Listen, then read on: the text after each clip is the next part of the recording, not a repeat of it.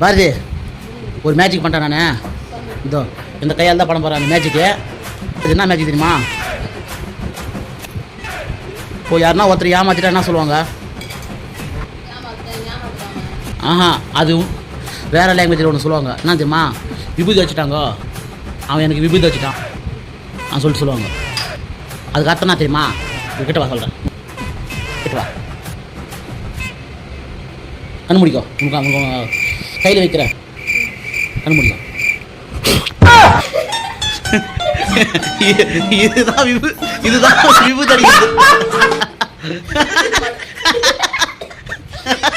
இதுதான் விபூதி அடிக்குது.